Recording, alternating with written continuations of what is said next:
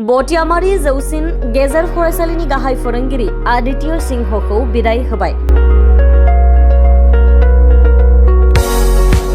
थांनाय 32 बोसोर फोरोंगिरि महरै बटियामारि जौसिन गेजेर फरायसालियाव खामानि मावनानै मैया 20 मे खालारखालि आजिरा लाबाय।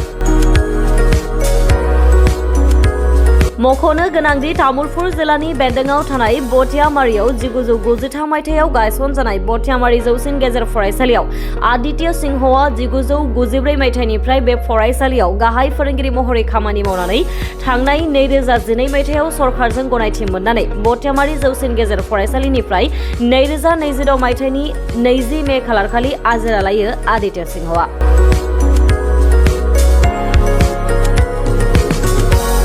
मैया बिथांखौ बटियामारि जौसिन गेजेर फरायसालिया मोनसे मेहेरगोनां हाबाफारिनि गेजेरजों गाहाय फोरोंगिरि आदित्य सिंहखौ बिदाय होयो। बे हाबाफारियाव गाहाय फोरोंगिरि आदित्य सिंहखौ बिदाय होनाय हाबाफारियाव मैया फुंबिलिनि 10 रिंगायाव आजिरा लानाय गाहाय फोरोंगिरि मुस्रि आदित्य सिंहखौ बरायनाय हाबाफारि लानायजों लोगोसेनो बिथांखौ मान बावनाय जायो।